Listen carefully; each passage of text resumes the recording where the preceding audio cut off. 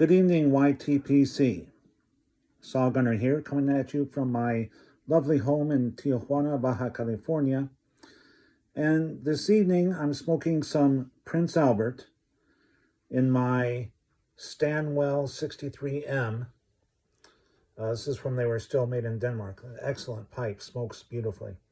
And I'm accompanying that with some fine Kentucky bourbon. All bourbon is whiskey, but not all whiskey is bourbon. That's the truth.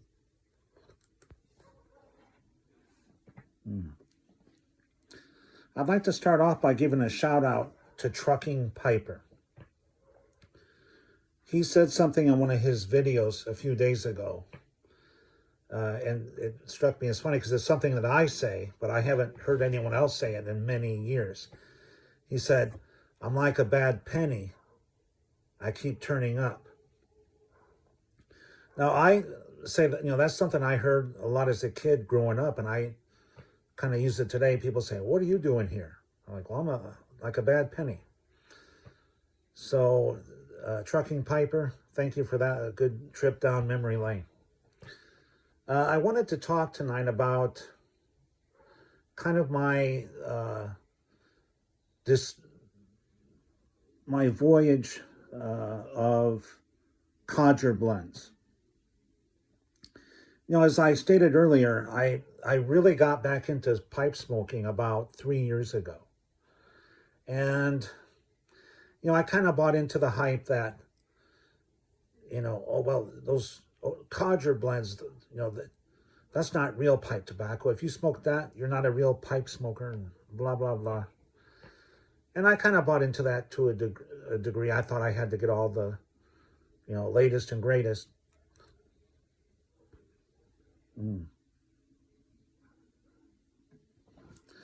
But then I would see reviews or post on my Facebook groups of people smoking codger blends, and seemed like they're really enjoying them and they really liked them. And then I thought back to, my childhood. Back in my hometown where I grew up, it was either codger blends or nothing.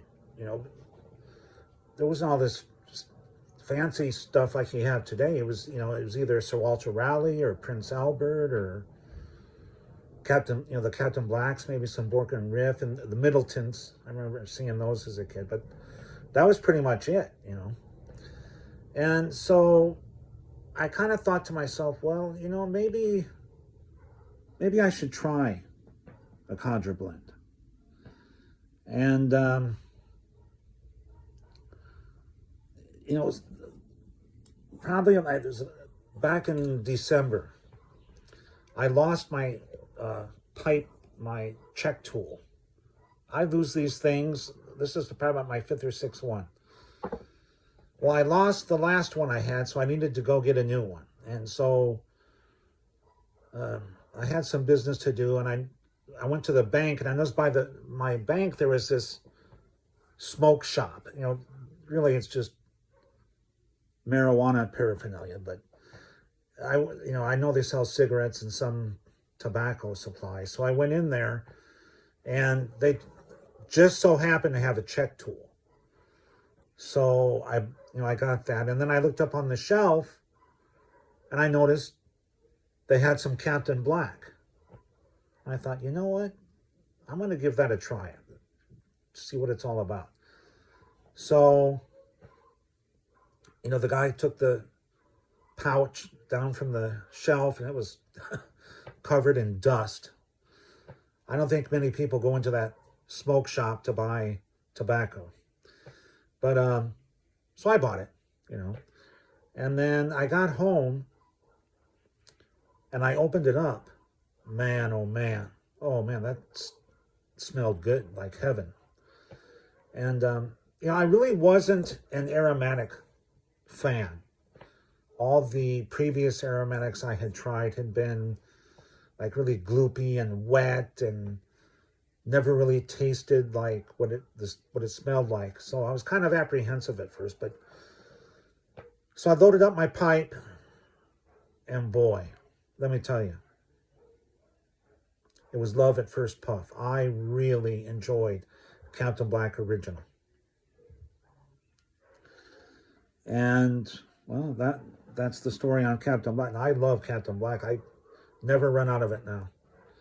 So then I thought, well, maybe I need to give these other codger blends a try. So I know one of my uncles smoked a pipe. So may he rest in peace. He passed away many years ago. But I called my cousin, his son.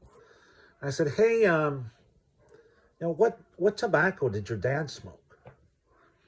He said, oh, Sir Walter Raleigh. So, all right, well, I'll give that a try.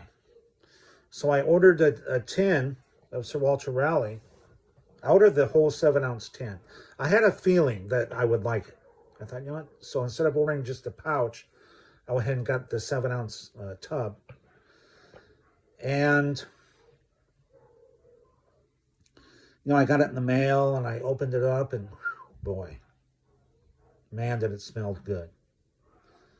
I could smell the cocoa. You could smell the sweetness, the nuttiness. And I loaded it into my pipe, and love at first puff. It was really good. And I smoked that whole tin. I was tapping the can at the end to make sure I got every last piece out of it. So those were my first two experiences with, the codger blends, and they were all pretty positive. So then, I was talking to my father a while back, and he was telling me that his great-grandfather smoked Prince Albert. So I thought, well, so my great-great-grandfather, I thought, well, I'm, bound by family tradition. I got to give Prince Albert a whirl. So my last smoking pipes order, I got a tub of Prince Albert. Oh, and in case you missed this warning label on the front, there's another one for you on the back. How nice. Now, I have to say, I'm kind of disappointed.